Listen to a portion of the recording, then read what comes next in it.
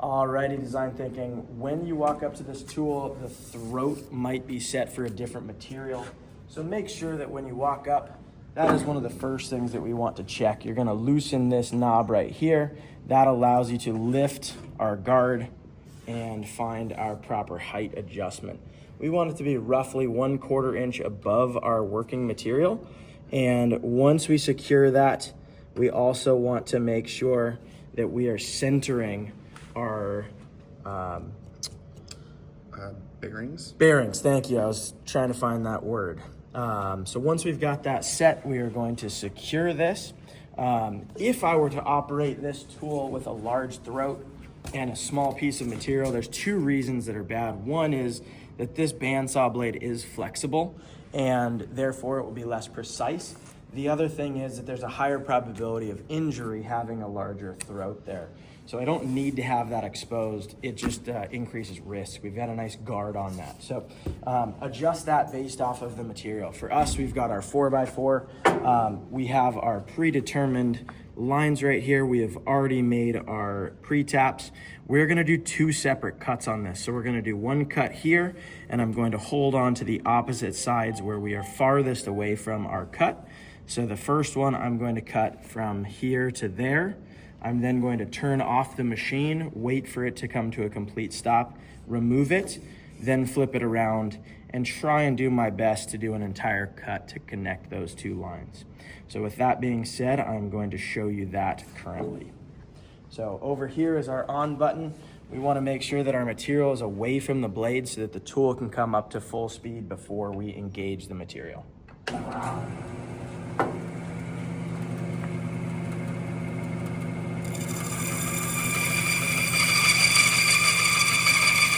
With this thick of a material, we do have to move rather slowly through this.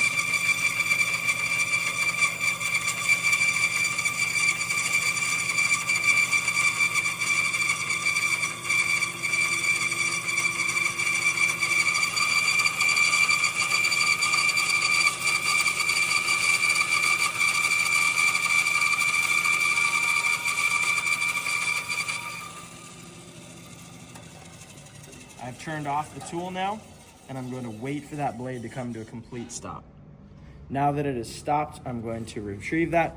Notice that I did my close cut to that pre-tap there. Next, I'm going to start my tool for the long cut. I'm going to have my hands at both sides. I do not want to have my hands where it might get to within 3 inches of that blade. So my hands are going to be at opposite ends. I'm going to do the exact same cut that I started with.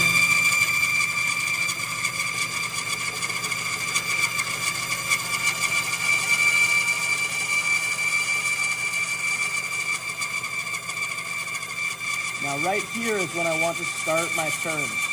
So I'm going to rotate my hands out and away, and I'm gently twisting this material so that we track that line a little bit more closely.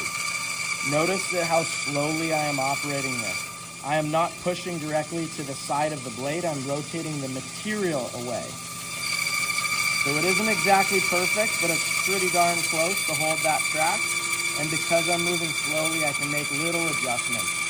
Now I don't want to overcorrect and continue cutting across that line, so I'm now going to try and get that straight cut all the way through. This is a patience game. We don't want to rush it. Listen to the tool.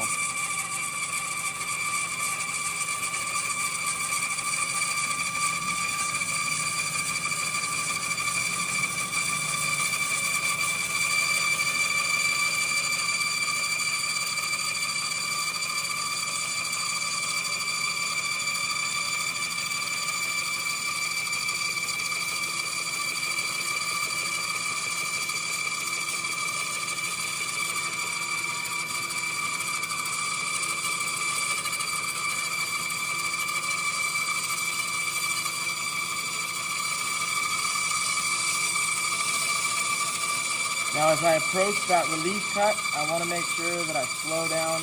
I don't want to push too hard because there will be a little give once I break through the wood.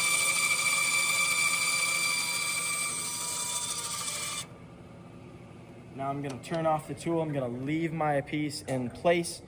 The last thing that we wanna do is try and fuss with any of these small ends while the blade is still moving. Now I can open that up and I have my two distinct blocks and we are in good shape.